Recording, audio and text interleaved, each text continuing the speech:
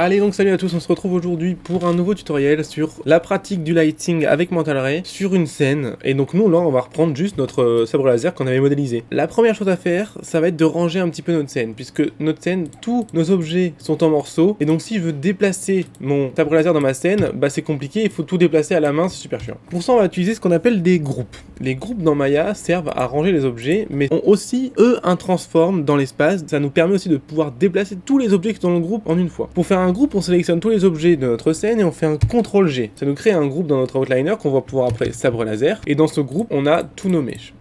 Si je sélectionne sabre laser, je peux le déplacer et il prend tous les objets à l'intérieur. On va créer un plan, faire un sol et on va venir poser notre sabre laser. Si je sélectionne un objet et que j'appuie sur flèche du haut, ça me sélectionne le groupe auquel il est parenté. Donc oui, parce que quand les objets sont dans un groupe, on considère qu'ils sont parentés à ce groupe. Donc si je sors un objet de mon groupe en appuyant sur clic bouton de la molette et je le mets dehors, et je veux le reparenter à mon groupe, je peux très bien sélectionner mon objet, mon groupe et appuyer sur P pour faire une parenté. Si je veux le déparenter, j'appuie sur Maj P. Donc voilà, vous pouvez aussi le glisser dedans en utilisant le bouton de la molette de la souris. On va sélectionner notre groupe et on va appuyer sur 3 pour l'avoir en smoothé. Donc comme ça on a le vrai volume dans notre viewport et on va venir placer notre sabre laser correctement. On peut commencer à regarder un petit peu comment on va faire pour éclairer tout ça. Alors pour se mettre en éclairage, je rappelle, on appuie sur 7 du pavé numérique, on voit que rien n'est éclairé, et on va commencer par une area light. Alors on a souvent une lumière qu'on dit la lumière principale, qui va gérer la principale direction de lumière, donc moi ce sera celle-ci. Cette lumière est appelée la key light. On va venir un petit peu pousser son intensité comme ceci. On va la dupliquer, CTRL D, pour en mettre une ici derrière, qu'on appelle la file. Cette lumière sert à boucher les noirs qu'a créé la key light derrière. Donc voilà, on va la mettre ici. Souvent elle se place en vue de top sur 90 degrés, enfin à 90 degrés d'aile, voire à 100 degrés. Donc celle-ci, on va baisser son intensité bien sûr. Voilà, juste pour éviter les noirs. Et on va en faire une troisième qui s'appelle la backlight, qui elle nous permet, j'ai oublié de les renommer. Et donc elle nous permet juste d'avoir juste un petit liseré lumineux sur le bord, puisque notre caméra sera ici. Donc voilà, cette backlight nous permet d'avoir un petit liseré sur le bord, donc elle est souvent très petite, mais très puissante pour vraiment avoir ce liseré. Voilà. Et cette backlight se met toujours en face de la caméra. Ces lumières, on va les mettre dans un groupe qu'on va appeler light. Ne faites pas attention au message d'erreur qui est écrit en dessous.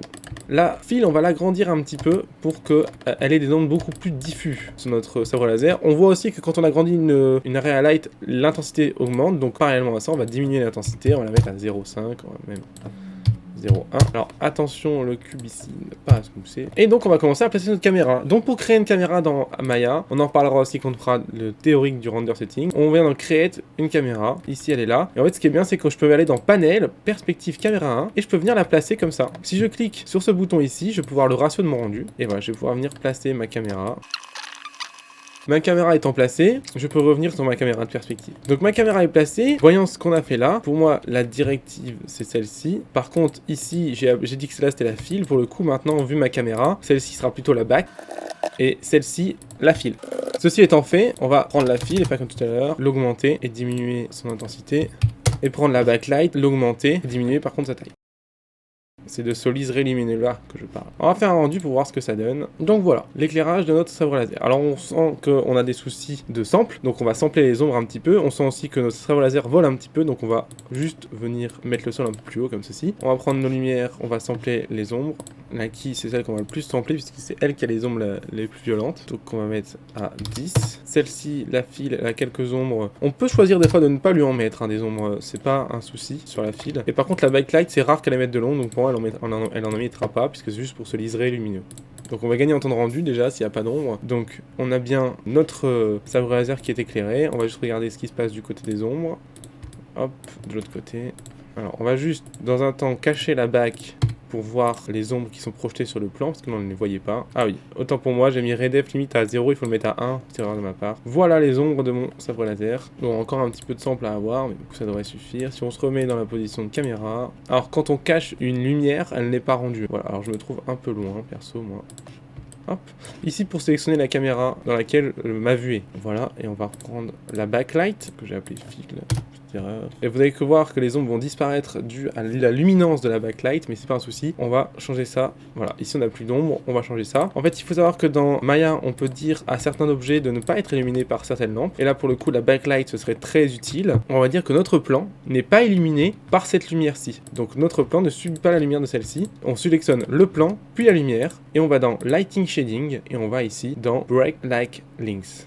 Ma lumière là n'éclaire plus mon plan. On regarde en rendu, ça ne fonctionne pas dans le viewport d'après ce que je vois. Maintenant, la backlight me sert juste à avoir ce petit reflet lumineux, mais n'éclaire pas mon fond. Alors la backlight, pour le coup, que je trouve quand même un poil violente. Donc on va la diminuer un petit peu. Voilà, c'est tout pour le lighting de notre scène en modé. Vous pouvez très bien, si vous le souhaitez, augmenter les choses, rajouter des lumières, etc. Pour nous, ce sera tout. On va voir dans un prochain cours sur les render settings comment fonctionne exactement ce menu de lightning, break links, etc. Ça peut être intéressant, vous allez voir, d'avoir certains objets éclairés par des lampes et d'autres non. Voilà, je vous invite aussi à essayer par vous-même, avec ce qu'on a appris, de faire la lame du sabre laser, de la modéliser et de gérer son éclairage. Et puis moi, je vous dis à bientôt pour un nouveau tutoriel. Et voilà. Merci d'avoir regardé et je vous dis salut!